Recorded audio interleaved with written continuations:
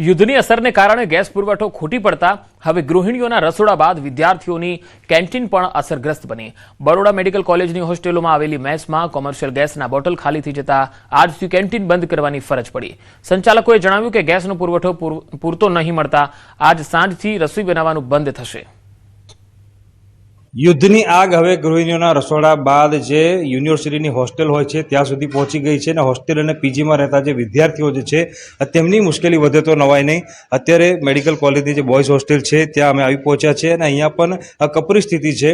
જે મેસના સંચાલક છે તેમને વિદ્યાર્થીઓને જમાડવું તો છે, પરંતુ ગેસનો પૂરતો જથ્થો ન હોવાના કારણે તેઓ ખુદ મૂંઝવણમાં છે કે જો ગેસનો જથ્થો પૂરતા પ્રમાણમાં નહીં મળે તો વિદ્યાર્થીઓ 2 ટંકનું ભોજન જે છે તે કેવી રીતે લેશે।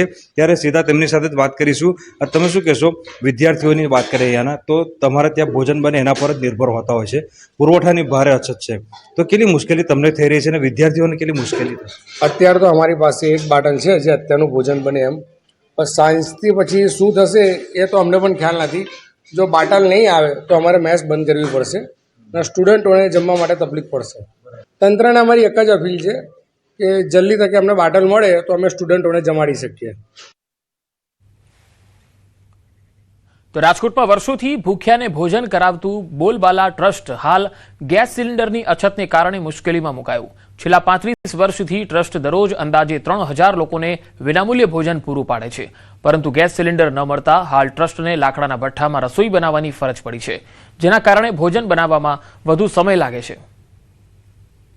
ટ્રસ્ટનો આશય છે કે રોજ રસોઈ બને, રોજ જમાડીએ। રવિવાર બુધવાર ઈદની કોઈ રજા હોતી નથી અમારા ત્યાં। લોકોનું પેટ લોકડાઉન ન થાય એની ચિંતા હોય છે અને ખાસ કરીને થોડા 2-4 દિવસથી ગેસ એજન્સીઓ તરફથી બાટલા પ્રોપર ને પૂરતા મળતા નથી। 10 માગીએથી 2 બાટલા આપતા હોય છે, માંડ આપતા હોય છે। કાલે બાટલા આવ્યા જ નહીં, એટલા માટે અમારે રોટલી બનાવવામાં મુશ્કેલી પડી અને બ્રેડ મગાવવી પડી। આજે ઈચ્છા આવી છે કે જિલ્લા વહીવટીતંત્ર અથવા તો કોઈ પણ લોકો અમને સપોર્ટ કરે। જો બાટલા પ્રોપર ને પૂરતા મળી જાય તો બોલબાલા ટ્રસ્ટનું સેવાનું કામ અવિરત ચાલુ રહે અને બોલબાલાનું અન્ન ક્ષેત્ર આ સૌરાષ્ટ્ર ગુજરાતમાં રાજકોટમાં કોઈ ભૂખ્યો ઉઠે ભૂખ્યો સૂવે નહીં એ સંકલ્પ સાથે કામ કરી રહ્યું છે, તો અમને સપોર્ટ કરવા વિનંતી। તો આ બુલેટિનમાં અત્યારે આટલું જ। નમસ્કાર।